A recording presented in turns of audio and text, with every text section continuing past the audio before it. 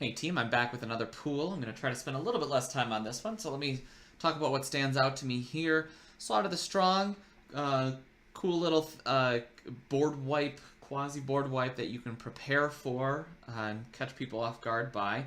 Famished Paladin, Everdawn Champion, wow, we got the nice little fog bank there. Bishop Soldier, Verdict, Triple Conquistador, that's something. 3 of these one mana white combat tricks. Paladin, 2 Squire's Devotions, Hammer Skull. We got the makings of a nice aggressive white vampire deck there. Blue, this foil one, Nazahal, we're going to cross out. Time Stream Navigator, I don't like. It's basically not even a card unless you actually get to ascend. It has to survive that long. Dreamcaller Silent is great, however. Spell Swindle, again, don't like that very much. Warkite Marauder, excellent attacking creature. What else do we got here? Silvergill. We got one of those Heralds. Double 1 with the wind. All right, we have makings of an aggressive merfolk deck, or it could be blue-red pirates too. Let's see what else we got here. 2 Shaper's Apprentices. Waterknot. That's good. Black, no rare in black. Another Wrath here in black.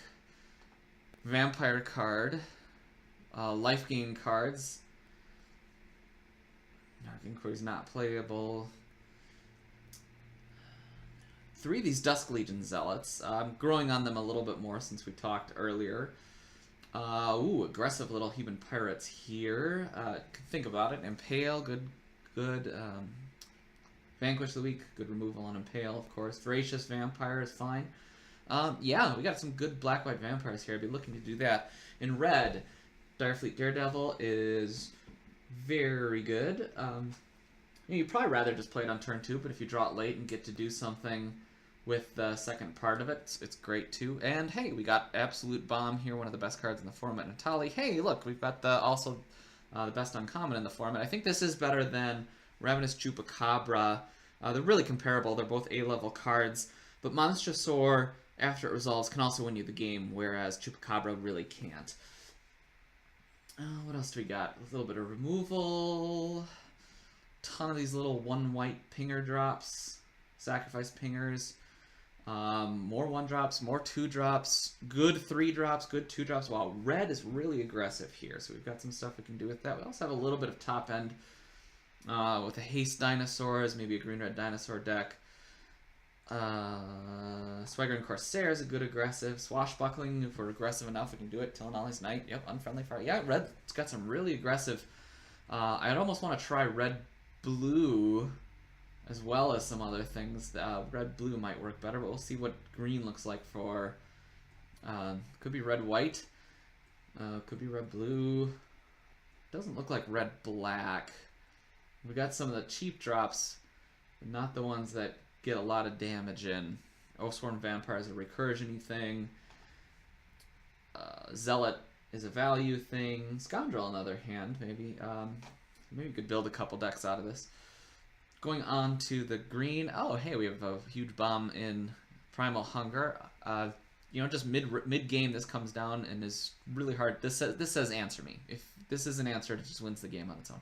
Ranger is not part of our pool. Otherwise, I'm seeing some mid-range dinosaurs. This 3 mana 3/4 that has extra value on top of it is really, really good. Thundering Spineback, great in a long-term game. I see really good Merfolk card here.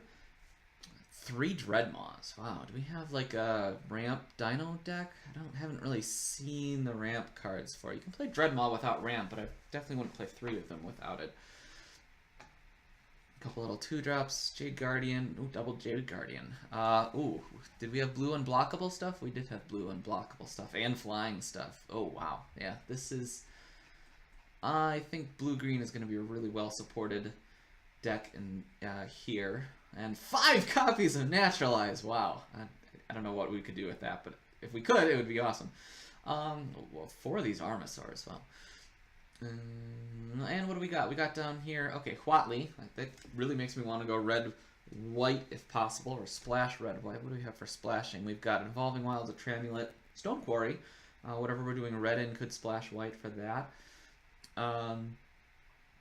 And 1, 2, 3, 4. Okay, we have 4 Okay, we have to do Merfolk in this pool because we've got double Mistbinder, Shapers of Nature, and Kumena. So that is certainly going to be one. Oh, actually, it's double Evolving One. That's going to be one of our tribes. Is Merfolk. Pretty much has to be with this. That's so incredibly powerful. That deck's going to be 9 out of 10, maybe a 10 out of 10, looking like that.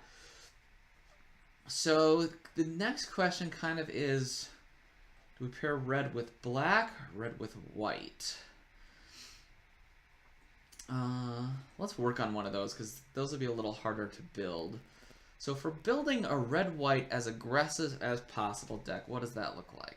Aggressive card, aggressive card. Oh, that card is only better for gaining life. Aggressive card. Aggressive card, we probably wouldn't play it, but Legion Conquistador is more of a vampire value card. Good for Ascend. Martyr is good. Aggressive, aggressive, aggressive. Good. Squire's Devotion, great. Hammerskull, yes. Then, did we have any equipment for these guys down here? We played the Stone Quarry in that. No real equipment. Then we have Flatley. And then let's build the really most aggressive cards. I'm just going to throw the most aggressive stuff down there. And so I wonder why maybe if we have like a red-black control deck with a bunch of top end on it. Or something like that. I'm not sure. Let's see. Grab that. Alright, Buccaneers Bravado is going to be really good. The Firebrand. Fire Shrine Keeper can work because we are trying to get raid on. Get those in. Maybe that. Maybe that. Maybe that. That's some amount of. So this is. So we got rows of 7 here. So 1, 2, 3, 4, 20. Yeah, this is way too many cards, but boy, is our curve low. Like, what if we had a red-white deck and then a different red deck that splashes Watley? Is that plausible? That's probably not plausible. We'd probably cut down on some number of the combat tricks. This is obviously way too many cards, but there is definitely the shell here for a hugely low curve, aggressive deck. Let's just get rid of that. But then what happens if instead we try to build white-black vampires? That one we saw right in the beginning. It's going to be a little bit longer of white. Oh, that's Dinosaur Meta. This is more of a longer game plan, slowly winning over time just through getting tons of value. And grab it from the black. Arterial Flow, Golden Demise. This definitely could be an Ascend deck. Harpy, probably don't need to play. Vampire. No, hey, do not like that card. Nothing up here strikes my urges. Direfleet Hoarder, maybe. Depends on the 2-drops we need. Dusk Zealots. Vampires we can do in there. Vanquish. We got a Voracious Vampire. Impale, of course. Mark of the Vampire goes in here. Moment of Craving goes in here. I don't have any multicolor support, I believe that's correct. So, well, once again, this is way too many cards, but so we have a lot of playables in this. Cut down on the number of 3-drops and a few of the 2-drops. And do we really need the Conquistadors? Don't need some of these 1-drops. Don't need that many of the combat tricks. Probably have too many 2-drops. Don't need Direfleet Hoarder, that's for sure.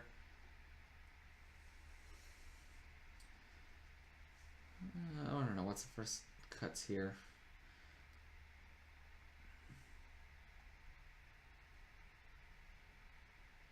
Anyway, you get the idea. It's, probably cut some of the removal and save it for other decks. That would be one of the things to do. Probably don't need Golden Demise and Slaughter the Strong in the same deck. So there's a strong deck there.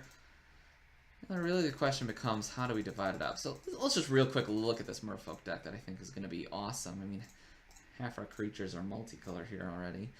I'm just going to grab every Merfolk I see. Except for maybe that one. A little talk on this one. You want 1-drops to be able to play on turn 1, and this is not a 1-drop you want to be able to play on turn 1. So, you know, why not just make it a 2-drop that says you can put the counter on any merfolk? You know, we've seen plenty of creatures like that. Maybe we're aggressive enough. I'll throw it in there to start with, though. There's a lot of big dinosaurs, so yeah, maybe we make a second red-green deck as well as red-white. Then we're not even using black. It could just be... I don't know. Let's see. Vineshaper Mystic.